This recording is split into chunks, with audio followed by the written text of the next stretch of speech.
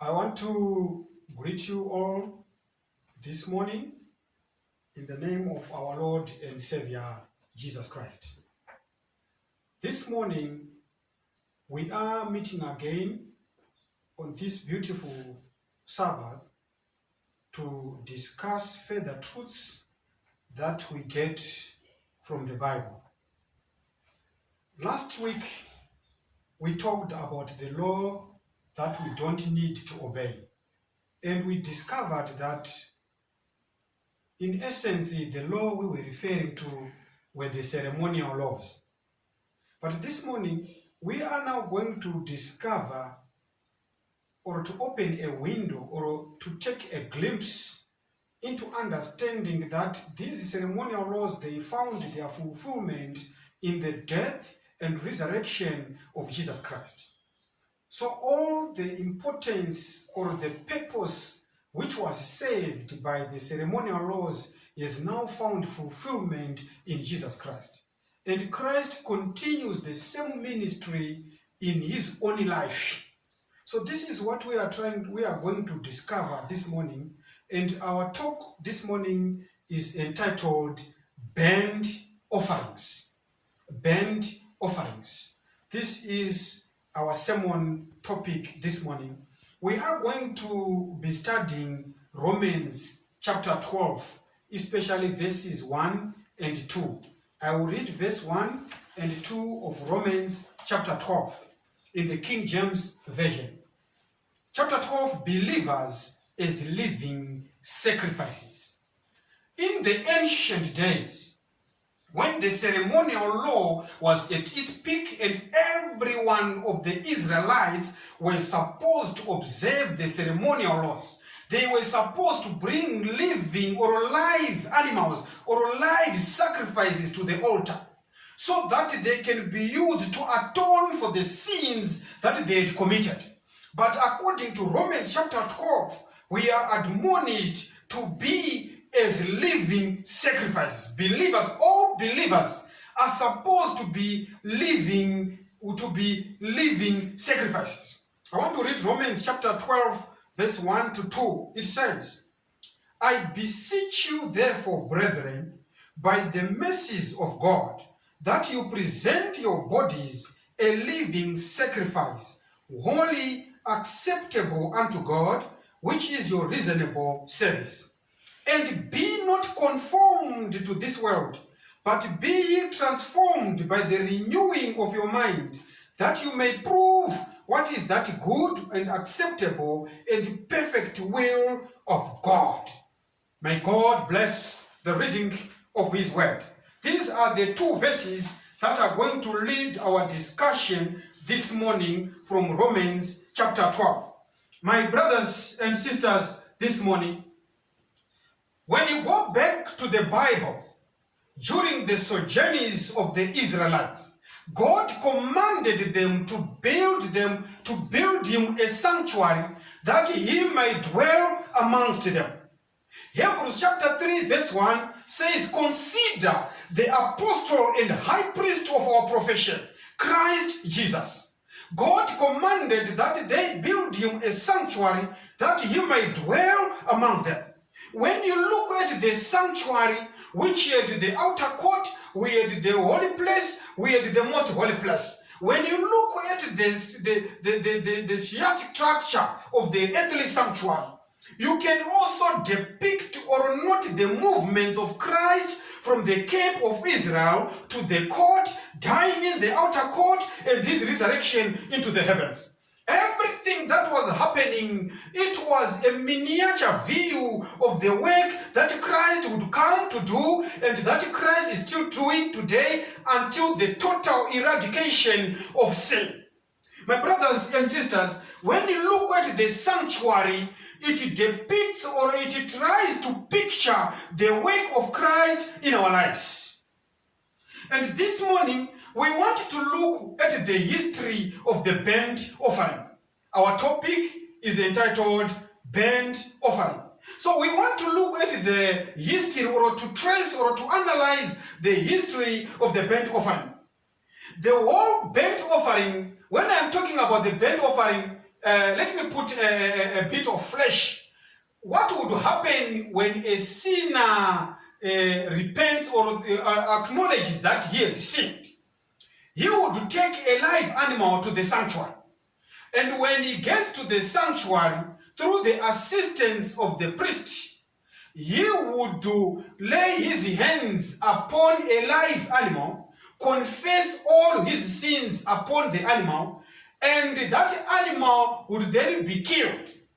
When it is killed, the priest would gather the dripping blood from the animal, and the whole animal would then be flayed, and the intestines and all the inside will be taken out and washed, and the animal will be cleaned, the legs will be cleaned, then it will be put on top of the altar of sacrifice so that it could be burnt.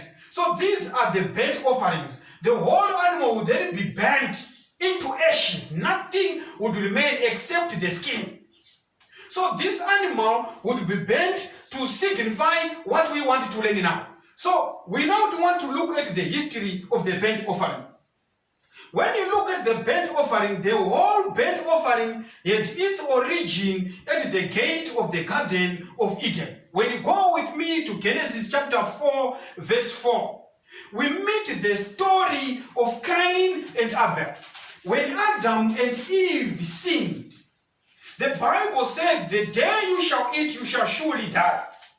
And it is a true position of God's modus operandi, that when we sin, we are supposed to die. All flesh that sinneth shall die. But when you go to Genesis chapter 4, we meet an explanation of burnt offerings. Genesis chapter 4, verse 4, it says, and Abel, he also brought of the firstlings of his flock and of the fat thereof, and the Lord had respect unto Abel and to his offering. Adam taught his children that because of sin, God demands or requires a burnt offering. And Abel, in obedience to God's dictates, he brought the firstlings of his flock, and God accepted his offering. And we are told that Cain also brought the produce or the harvest of his fields, and God did not accept his offering. So the history of the burnt offering can be traced to the gate of the Garden of Eden, when God killed two lambs and sew skin clothes for Adam and Eve. In this case, in Genesis chapter 4, verse 4, we discover that Abel is continuing the same instruction, and God accepted his offering. When you go to Genesis chapter 8, verse 20, we also discover another burnt offering. And Noah builded an altar unto the Lord, and he took every clean beast and every clean fowl, and offered burnt offerings on the altar. God's people followed the instruction of Jehovah, and they would offer burnt offerings unto the Lord. This morning, we wanted to discover the significance of burnt offerings. We also want to discover the significance of burnt offerings in our present day life. We want to see the application of burnt offerings after Christ died on the cross, and the sanctuary service ceased on earth, and they are now continuing in heaven. We now want to discover the significance of the burnt offering in our present day life scenarios. This is the gist of the matter this morning. So wherever the people of God sojourned during the patriarchal age, rude altars of stone were erected upon which to offer their whole burnt offerings. When you go to Genesis chapter 12, verse 7 and 8, it continues when Adam was called. It says, and the Lord appeared unto Abraham and said, unto thy seed will I give this land. And there he builded an altar unto the Lord who appeared unto him. And he removed from thence unto a mountain on the east of Bethel, and pitched his tent, having Bethel on the west and Hai on the east, And there he builded an altar unto the Lord and called upon the name of the Lord. We meet Abraham again. He is constructing an altar for burnt offerings. We want to discover the significance of burnt offerings in our lives. We also want to discover how it is applied into our present day lives after Christ's death on the cross, when the earthly sanctuary ceased. This is the struggle of our discussion this morning. Burnt offerings, after the long period of Egyptian bondage, Israel was so prone to idolatry that the Lord had the brazen altar built in the court of the tabernacle, and instead of burnt offerings being offered by the father of the household, they were brought to the sanctuary and offered by the priest of divine appointment. Deuteronomy 12, verse 5 and 6. Before the Israelites came to Egypt, the Bible teaches that the father of each and every household would officiate the services of the burnt offerings. But after the Egyptian bondage, God commanded that the offerings were supposed to be brought to the sanctuary and offered by the priests of divine appointment. Not every priest could do this, but this was supposed to be a priest of divine appointment, the sons of Levi. So we want to continue looking at, some examples of burnt offerings that we meet in the Bible. The accounts of the burnt offerings in the Bible are a history of wonderful victories.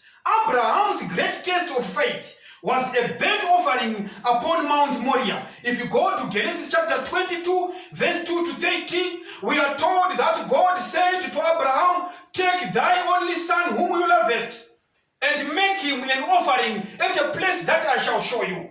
Abraham took his son and went with him on a journey. And when they came to Mount Moriah, we are told that he prepared an altar on the mountain. And he took his son Isaac and placed him on the altar to kill him as a sacrifice. That's when God appeared to him and he said, "Do not do that. Now I know that you love me." And he provided a lamb that was then finally slain on the altar.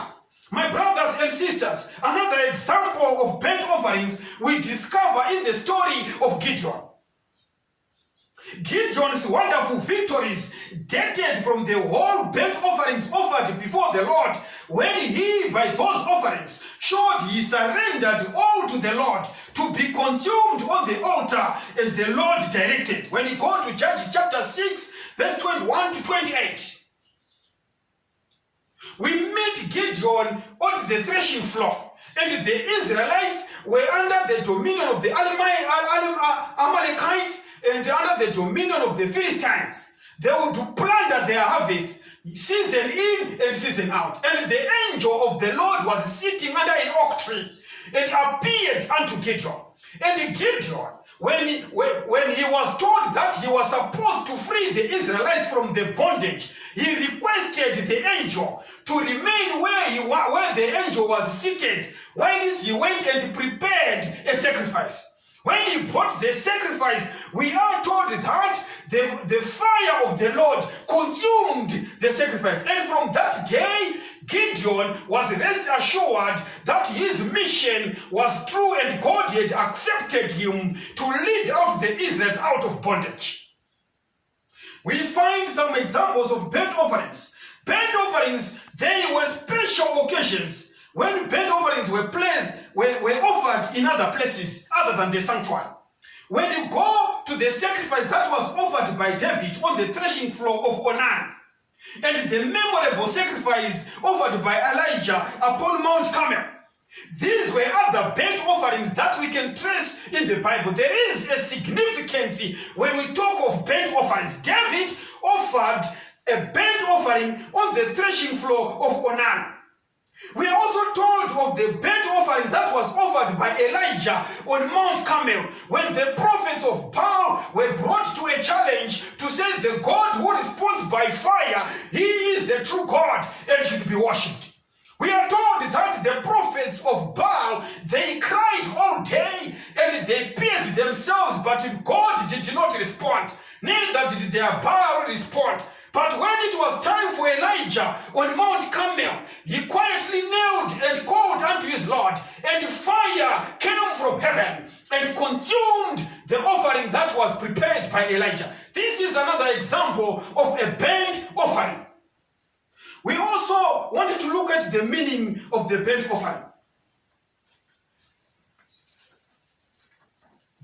Olah. Olah is the Hebrew word ordinarily used for burnt offering. So when you go to the Hebrew words, there is the word called Olah, O-L-A-H. This word is ordinarily used for burnt offering. It means that which goes up, or that which ascends. That's the meaning of Olah. Another word used at the time is Khalil. Khalil means wall. So when you go to the Douay version, it is the word Holocaust, which means entirely burnt up. So when we are looking at the burnt offering, it's something that was totally burnt up. It's something that goes up in smoke, that burns up and it's extinguished. That's a burnt offering. Nothing remains. We want to explore the meaning of burnt offering. So Khalil means whole, everything, the entire animal, the entire being of the sacrifice becomes consumed by fire. Burnt offering. So when you go to Leviticus chapter 1, we shall read from verse 2 to 5. Leviticus tells us that the burnt offering was a voluntary offering when you read from verse 3. In contrast to other offerings which were mandatory, but the burnt offering was a voluntary offering. It was not a mandatory offering. It was something that was brought in voluntarily. When you read from Leviticus chapter 1, it says from verse 2, "Speak unto the children of Israel, and say unto them, if any man of you bring an offering unto the Lord, you shall bring your offering of the cattle, even of the head and of the flock. If his offering be a burnt sacrifice of the head, let him offer a male without blemish. He shall offer it of his own voluntary will at the door of the tabernacle of the congregation before the Lord. And he shall put his hand upon the head of the burnt offering, and it shall be accepted for him to make atonement for him. And he shall kill the bullock before the Lord, and the priests, Aaron's sons, shall bring the blood and sprinkle the blood round about upon the altar that is by the door of the tabernacle of the congregation. And he shall flay the burnt offering and cut it into pieces. And the sons of Aaron the priests shall put fire upon the altar and lay the wood in order upon the fire. And the priests Aaron's sons shall lay the parts, the head, the feet in order upon the wood that is on the fire, which is upon the altar. But his inwards and his legs shall be washed in water, and the priest shall burn all on the altar, to be a burnt sacrifice, an offering made by fire of a sweet savor unto the Lord. So the burnt offering, according to verse 3 of chapter 1 of Leviticus, it was a voluntary offering, in contrast to other offerings which were mandatory. Men might bring not only a bullock, as in the above verses, but also a sheep or a goat or cattle, doves or young pigeons. When you read Leviticus chapter 1 verse 10 and 14, it depends on what you could afford. So you could bring sheep, you could bring goats, you could bring doves, you could bring pigeons. Offering was supposed to be a clean animal. The offering that you brought to the Lord was supposed to be a clean animal, as in all offerings. In the case of animals, it was supposed to be a male. You could not bring to the altar an animal which was female. You could only bring a male. You could also bring only clean animals. The lame and the limping, you could not bring them. You could only bring clean animals for sacrifice. When making the sacrifice according to Leviticus chapter 1, we are told the offerer was to lay his hand on the head of the animal, as it was accepted for him to make atonement for him, when you read in verse 4. So when you bring your animal to the sanctuary, you were supposed to put your hands on the head of the animal, transferring your life to that animal, because that animal was now going to die in your stead. It is you who sinned and were supposed to die. The animal had not sinned. So the essence of laying your hands upon the head of the animal, it was signifying that you are transferring your life, the life that was supposed to die, you are transferring it to the head of the animal. And now the animal is now dying in your stead. So you find that God has always been true, that the flesh that sinneth shall die. And what was happening when you sin, you were supposed to die, but instead of you dying, you were going to take an animal and you lay your hands on the head of that animal, signifying that you had transferred your life to that animal, and that animal was dying in your stead. So when you were making the sacrifice, the Bible says you would then kill the sacrifice. You flay it and cut it into pieces. When you read Leviticus 1, verse 5 and 6. It is you, the sinner, who would do that act. As the animal was killed, the priest caught the blood in a vessel and sprinkled it round about the altar. Upon the altar, that's when the blood will be sprinkled. After the animal had been cut into pieces, the inwards and the legs were washed in water. Then the pieces were reassembled and placed in order upon the altar and burnt. Verse 8. So the process involves, first you would lay your hands upon the animal to transfer your life onto the animal. You then kill the animal. After killing the animal, you cut it into pieces. When you cut it into pieces, the priest would catch the dripping blood into a bowl, which would then be sprinkled around the altar. After the animal had been cut into pieces, you would take the inward parts, the intestines, the whatever, the inside, the inwards, and you wash them in water. And even the legs of the animal, you would also wash them in water, so that the animal is clean. When you have finished, you then reassemble the parts in order. The head, the chest, the waist, the thighs, and the limbs in order. Arrange them. You do not place the pieces on the altar in a zigzag manner or haphazard manner, but you would put them in the order according to the order in which they come on the board. The head, the chest, the waist, the thighs, and the lower limbs in the order in which they should be arranged on the animal as if it is alive. You would not place the animal on the altar in a zigzag and haphazard manner. So we are also told that the whole animal, including the head and the fat, was entirely consumed on the altar. However, this did not include the skin, which was given to the officiating priest. If you read Leviticus 7 verse 8, the skin of the animal would be given to the officiating priest. It would not be burnt on the altar, according to Leviticus 7 verse 8. In case you bring turtle doves or young pigeons, the priest did the killing by wringing off the head and sprinkling or squeezing out the blood on the side of the altar. If you read Leviticus 1 verse 15, you will find that the priest will then bring it to the place prepared for slaughtering sacrifice near the door of the tabernacle, and the offerer was to lay his hand on the head. When we want to look at the service of the burnt offering, the service was that you kill the sacrifice, you flay it, you cut it into pieces, verse 5 and 6, Leviticus chapter 1. Then the priest caught the blood in a vessel and sprinkled it round about the altar. The inwards and the legs were washed in water. Then the pieces were reassembled and placed in order upon the altar and burnt. The whole animal, including the head and the fat, was entirely consumed on the altar. Burnt offerings were the most characteristics of all offerings, containing as they did the essential qualities of other sacrifices. So in other words, when you look at the burnt offerings, they were characteristic of all offerings. And they contained the essential qualities of other sacrifices. So before Sinai, we are told that all offerings were burnt offerings. Atonement was effected through them. Verse 4.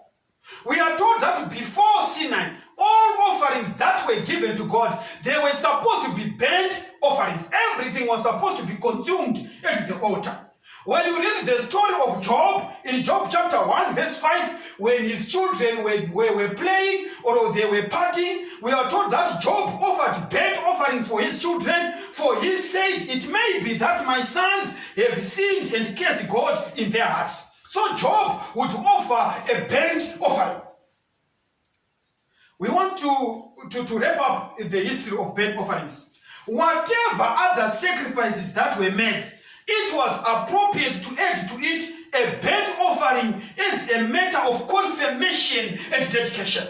My brothers and sisters, the burnt offering in the Bible times, even today, burnt offerings were signifying confirmation. They were signifying dedication. Your total self, when you transfer your life to the animal, that dying animal by being burnt, it was to signify confirmation. It was to signify dedication. It was a matter of confirmation and a matter of dedication. Burnt offering. My brothers and sisters, this morning, when you go back to the Bible in Exodus chapter 28, verse 38 to 42, we are told that the burnt offering, they were happening every morning and every evening. Every morning and evening, a day-old lamb was offered as a whole burnt offering. And every Sabbath, 4 lambs were offered, 2 in the morning and 2 in the evening. This represented the reconsecration of the whole congregation to the service of God. My brothers and sisters, when we are talking of burnt offerings, they represent the reconsecration of the whole congregation to the service of God. Burnt offerings represents the reconsecration of your whole life, your whole you, to the service of God. We are not supposed to give God cheap service, but we're supposed to be consecrated, to rededicate, to give all our all to God. That's the expectation of heaven. When God looks upon his people, he desires that we be dedicated, we be confirmed to the will of God, totally dedicated to his service. This is the desire and the will of God. On the Day of Atonement, when you go to Numbers chapter 28, chapter 29, verse 8, we are told that for the burnt offering on the Day of Atonement, there was 1 young bullock, 1 ram, and 7 lambs of the first year. They were supposed to be brought as a burnt offering. What is the application in our day? What do burnt offerings represent? What do they signify in our day? Burnt offerings were used on many occasions, my brothers, such as the cleansing of the lepers. When you go to Leviticus chapter 14, verse 19 to 20. It was also used during the cleansing of women after childbirth. Leviticus chapter 12, verse 6 to 8. And also for ceremonial defilement, when you go to Leviticus chapter 15, verse 15 and verse 30. In these cases, a sin offering was used as well as a burnt offering. The first atoned for sin, and the second showed the offerer's attitude toward God in wholehearted consecration. The burnt offering signifies wholehearted consecration, not partial consecration. The whole of you should be given, should be surrendered to the Lord, to be consumed. We are supposed to disappear in the Lord. When we accept Jesus Christ as our personal Savior, when we turn and say, God, we are coming back. We were like the lost sheep of Israel, but now we have come back to our Master and Lord Jesus. When you go back to God, you are supposed to disappear into the Lord. Nothing of you shall remain. Nothing shall you say. The Lord cannot dictate what I shall do with this or that, but we disappear into the similitude of Jesus. When we go back to God, we are like a burnt offering. Reason why Romans chapter 12 verse 2 says we unto God. And the reference of Paul in Romans chapter 12, verse 2, verse 12, verse 1 and 2, he is referring to the burnt offering. My brothers, as we continue, you will discover that when Aaron and his sons were consecrated, when they were set aside for the work of the Lord, a burnt offering was also offered in Exodus chapter 29, verse 15 to 25, and Leviticus 8, verse 18. When they were introduced into the priestly ministry, Leviticus chapter 9, verse 12 to 14, a burnt offering was given. A burnt offering was also given in connection with the Nazarite vow. Numbers 6, verse 14. When you look at the burnt offering, it stood for complete consecration of the individual to God. The offerer placed himself symbolically on the altar, his life wholly devoted to God. And God is expecting us today that when we come to Christ, we are supposed to place ourselves symbolically on the altar. Our life wholly should be devoted to God. We are supposed to be perfect. Matthew chapter 5, verse 48 says, "Be you perfect as your Father in heaven is also perfect." And this is signified by this depiction of the burnt offering. So we are to be perfect. Only when all filth was removed from the burnt offering was it acceptable to God, and was it permitted to come upon the altar, an offering made by fire of a sweet savor unto the Lord. We are to be wholly dedicated to God. My brothers and sisters, when you look at the methodology of giving a burnt offering, the burnt offering, it only became acceptable to God after it had been cleaned. When you flay it, you wash the inward parts with water, you clean the legs of the animal, everything. When it is now clean, that's when it will be brought to the altar to be a burnt sacrifice, a sweet smelling savor unto the Lord. Before the cleansing act, it could not qualify to come to the altar as a burnt offering, which means we are supposed to be dedicated to God. We are supposed to be perfect. There are people today who believe that we cannot be perfect in an imperfect world. But according to the theology of the burnt offering, God desires that we be perfect even today, so that we are fit to be a living sacrifice unto the Lord. The whole dross should be burnt by fire. This is what God demands from us today. We are supposed to fit into the spectrum of perfection so that we can be an acceptable living sacrifice to God. My brothers, the burnt offering, it teaches complete consecration. It is rightly placed first in the list of offerings enumerated in Leviticus. It tells us in no uncertain tones that to be a sweet savor unto God, a sacrifice must be one of entire surrender. All must be put on the altar. Nothing must be held back. For an offering to be acceptable to God, God desires an entire surrender. You cannot do partial surrender. When we go to God, He needs total surrender. When we surrender our all to God, that becomes an acceptable sacrifice. When Christ came and died on the cross, He surrendered everything unto the hands of the Lord. Even today, when we accept Jesus as our personal Savior, God expects a total surrender. Nothing should be left in our lives that does not fit the spectrum of total surrender. That's what God demands today. No man can succeed in the service of God unless his whole heart is in the work. No man who makes a reserve can be a disciple of Christ, much less can he be his co-laborer. It is not possible for you to succeed in the service of God unless the whole heart is in the work. No man who makes a reserve can be a disciple of Christ. The Bible says in Luke chapter 14, verse 26, it says, let me read for you, Luke 14, verse 26. It says, "If any man come to me and hate not his father and mother and wife and children and brethren and sisters, yes, and his own life also, he cannot be my disciple. For you to be a disciple of Jesus, you need to hate your life also.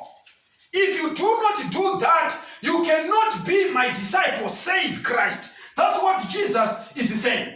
My brothers and sisters, there is a writer whom I love most.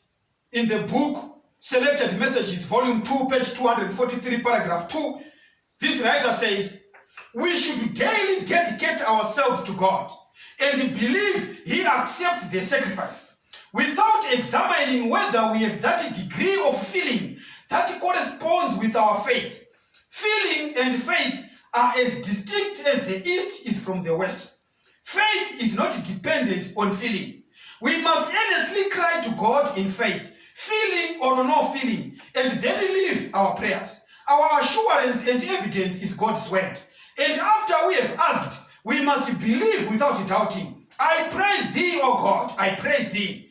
Thou hast not failed me in the performance of thy word.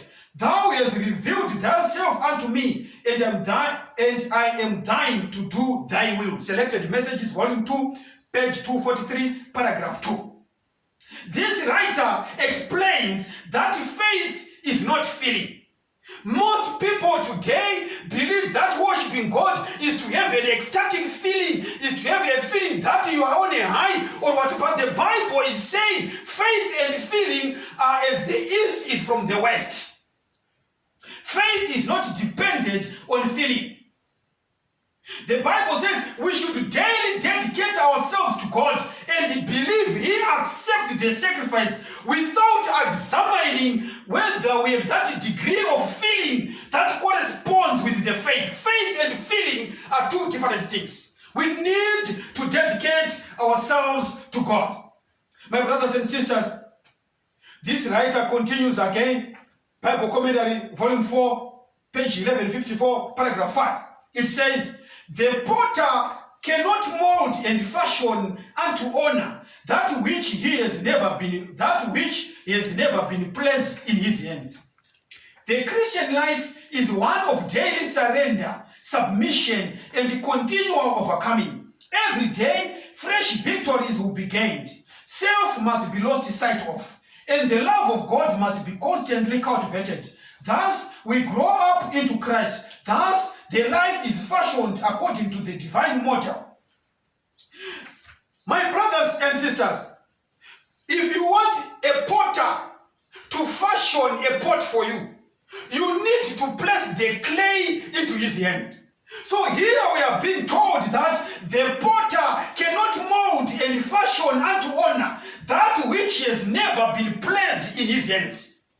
The argument that we cannot be perfect in an imperfect world stems from the fact that we do not want to become burnt offerings. But when we place ourselves entirely into the hands of Jesus Christ, when we throw ourselves as living sacrifice, Christ is the potter. He is able to mold and fashion us into his own similitude. We shall be like him. Why? Because he is the potter. He can mold us into anything that he desires. When we want to go unto perfection, we need to throw ourselves into the arms of Jehovah, and he will mold and fashion us unto his own liking.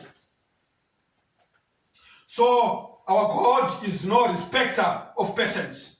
God is no respecter of persons. The poor man who brings his 2 turtle doves is just as acceptable as the rich man who brings an ox, or as Solomon who offered 1,000 offerings. When you look at 1 Kings 3 verse 15, the 2 mites are as pleasing to God as the abundance of the wealthy. According to his ability, each is accepted. God is no respecter of persons. There is no one who can say, I cannot reach unto perfection because I am poor. But God accepts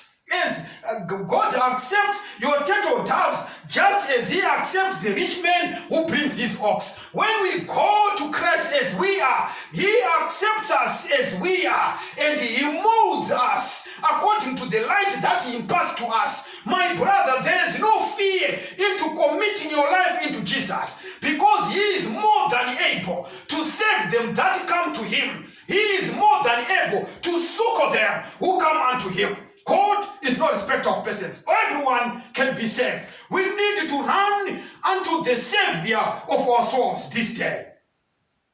The other lesson that we get from the burnt offering is the lesson of order. God wants order in his work. He gives specific direction regarding this. The wood is to be laid in order upon the fire, not merely piled up. The pieces of the animal are to be laid in order on the wood, not just thrown somewhere on the fire. Leviticus 1 verse 7, verse 8 and verse 12. Order is heaven's first law. God is not the author of confusion. He wants his people to do things decently and in order. 1 Corinthians 14 verse 33 and verse 40. The lesson of order. When the animal was killed, it would then, after washing, it would be laid in order. The head first, coming the chest, the breast, the thighs, and the hips, and the lower limbs in order. So our God is not a God of confusion. He is a God of order. There are certain directions that he lays, that a sinner, the steps to Christ, that a sinner should follow for him to be complete, perfect in Jesus. But today we are discovering another new order of Christianity where people do things haphazardly and believe that God will still accept that. No, according to the burnt offering, our God is a God of order. There are certain prescriptions that should be followed for us to be complete in Christ. A burnt offering was not complete until it was flayed. A burnt offering was not complete until the inward parts were washed. A burnt offering was not complete until the wood was put with water. A burnt offering was not complete until the slain after the sacrifice was also arranged its pieces in order. When the pieces were set in order, then God would respond by fire. The fire that was used on the burnt offering, it was not a common fire. It was a fire lit by the Lord himself. All the fires that we now find in Christendom, where people are immersed in their sins, but they always claim Holy Ghost fire, it is a strange fire because the fire of the Lord follows after order. What fire follows after confusion? The confusion that manifests in Babylon cannot be rightly appropriate to say the fire of the Lord has descended upon it because there is confusion. But our God is a God of order. So the fire of the Lord would burn the sacrifice when it had been laid in order, not in haphazard manner. So when we worship God, we worship him through order, not confusion. Babylon is the mother of confusion. But Revelation says, fallen is Babylon. Come out of here, my people, so that you do not partake of your sins, for they have reached unto heaven. My brothers and sisters, this morning, I'm calling you out of the land of confusion and come to the God of order. When you dress in order. When you eat with order. When you sing with order. When you pray with order. Why? Because he is the God of order, and he depicts it in the lesson of the burnt offerings. The other lesson that we get from the burnt offering is the lesson of cleanliness. We need to be clean. The lesson of cleanliness before the pieces of the animal were burnt on the altar. His inwards and his legs were to be washed in water. These pieces were to be consumed on the altar. It was merely a waste of time to wash them before burning them. Wash each piece, nothing unclean must come upon the altar. God does not tolerate the slightest of evil thoughts, even a little lie. My brothers, the aspect of cleanliness, you would wash the animal, you wash it until clean before you could place it in order to be burnt. In our own minds, we would then think, but why did God want to waste time? Since the animal was going to be burnt, why then were we supposed to clean it? But God said, first of all, wash it in water so that it becomes clean. When it is clean, you can bring it on the altar so that it could be burnt into ashes. Do you understand this? God is emphasizing cleanliness. We are supposed to be clean before the Lord.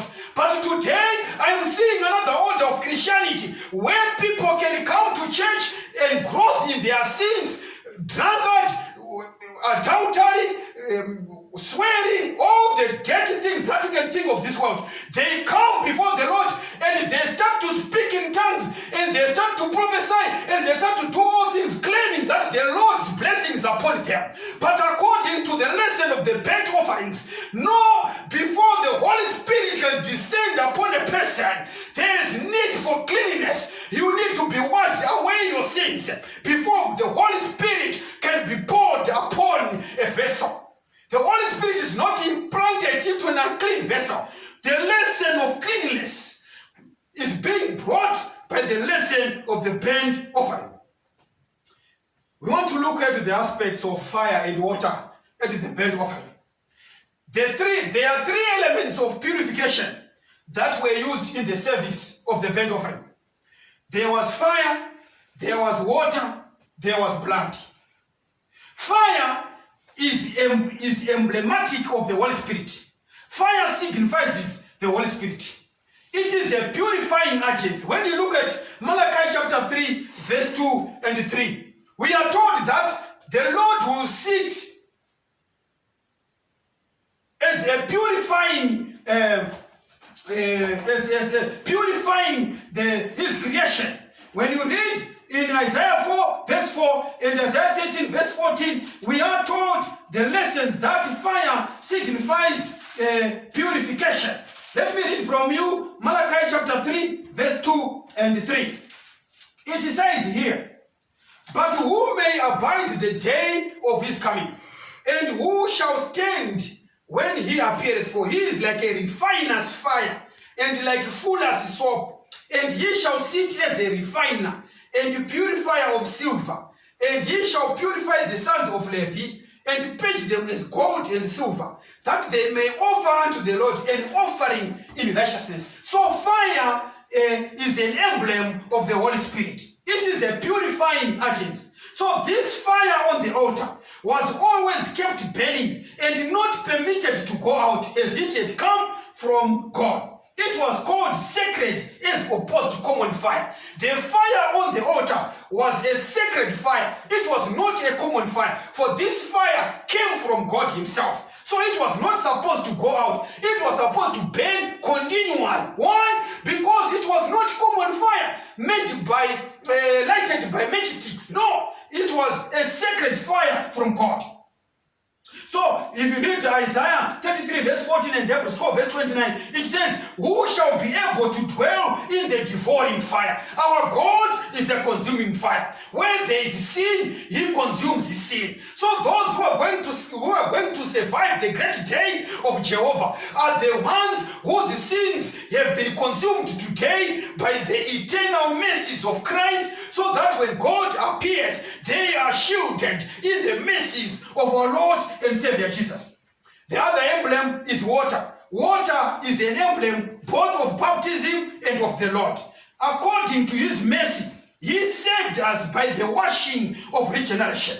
So the water that was used to cleanse the animal is an emblem of baptism. It is an emblem of the Lord, who is the water of life. We are also told that and renewing of the Holy Ghost, which he shared on us abundantly through Jesus Christ our Savior. When you read Titus 3 verse 5 to 6, Paul was told to be baptized and wash away his sins. Acts 22 verse 16. Before anything is placed before God, it should be washed, clean, pure, and holy. Dear friends, have we been washed by water? There are my friends out there who are watching us. But my question is to you, my dear friend, are you washed? Have you been washed by the water? You need to be baptized so that we can be washed and all the dross is cleaned, so that all the stains of sin that immerse our whole body can be washed by water. Just like on the burnt offering, the offering was supposed to be washed by water, signifying the cleansing of water, signifying the baptism that was supposed to go through, so that we are washed by water and we are clean before the Lord. There was also the blood. The life of the flesh is in the blood. and I have given it to you upon the altar to make atonement for your souls. For it is the blood that makes atonement by reason of the life. Leviticus chapter 17, verse 11. It shall be accepted for him, or instead of him, to make atonement for him. This atonement was made by reason of the life that was in the blood. But this blood, which represented the life, was efficacious only after the death of the victim. So the blood, when the sinner was praying upon the head of the animal to be killed, the blood of the animal became efficacious after killing the animal.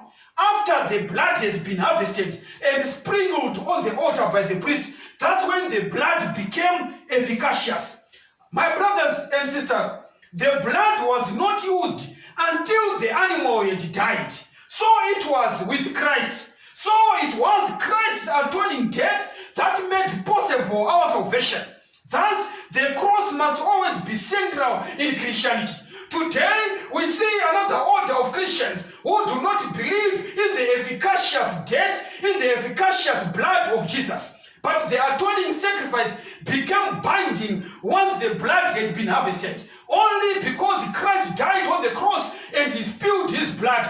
He is the only person who has the power to cleanse and save us from the death that we are supposed to die, because he's the one who died for our sins. There is power in the blood to cleanse. There is power in the blood to save. My brothers and sisters, our salvation is dependent upon the life of the one who gave it. And the one who gave his life is Jesus Christ. An offering made by fire, acceptable unto him, meaning pleasing to him. Perfect offering of Christ, a perfect lamb. My brothers and sisters, this morning, it is the desire of God that we consecrate ourselves to him.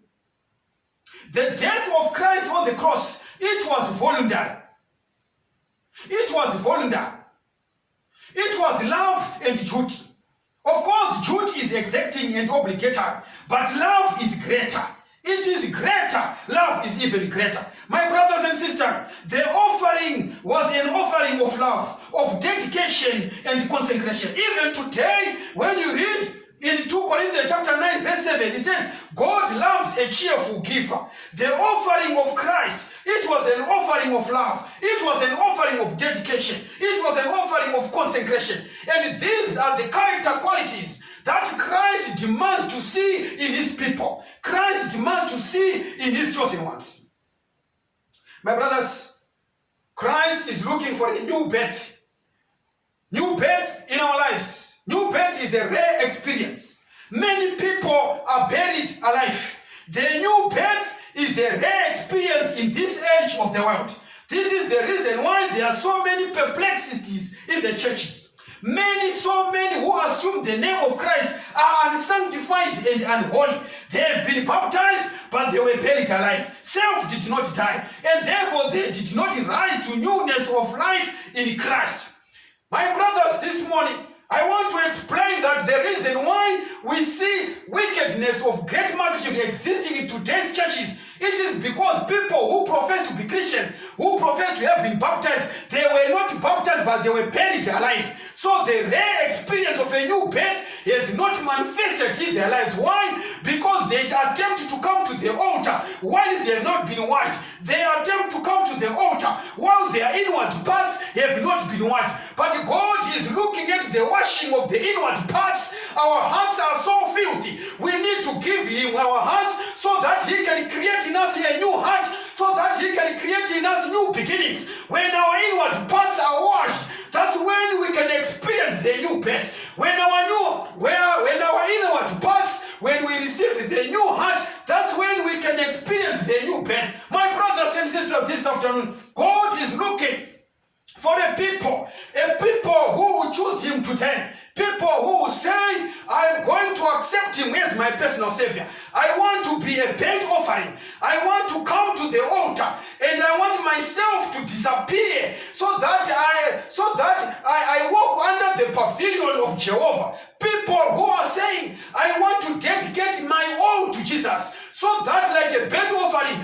myself disappears into ashes. No longer I live, but Christ lives in me. My brothers and sisters, the Bible is loud and clear that in the latter days, those who are going to make it into the paradise of Jehovah are the people who say, let it not be I, but let it be God. Those who give their all to Jesus are the ones who are going to survive the stupendous crisis that lies ahead of us. This morning I want to invite you all, wherever you are, to say, would you receive Christ? Are you prepared to receive Jesus? He is our Savior. He can give you new beginnings. He is the Creator. When He says it, it happens. And this morning you want to receive the rare experience, the new birth experience, where God starts a new man in you, so that when you walk in the newness of life. We want to pray this morning.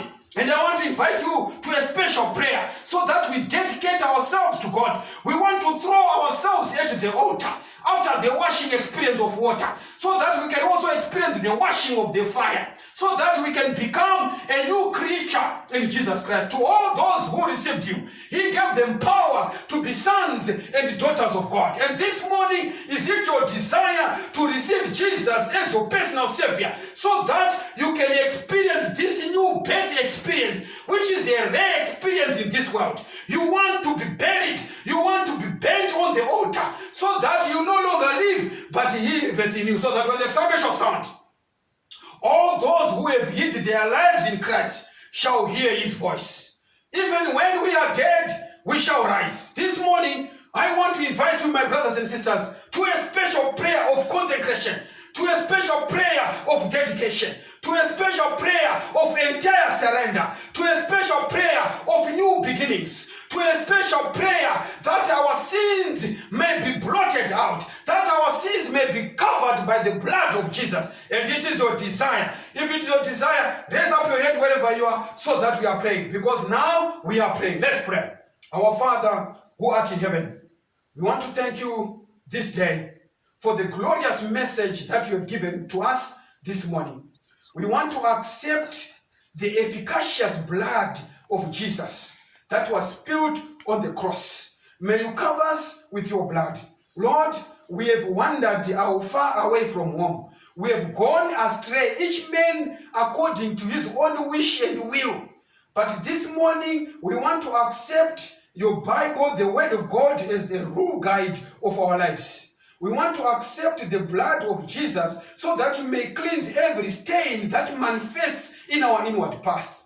We are prepared even to be washed by water, even to go through baptism. We are prepared.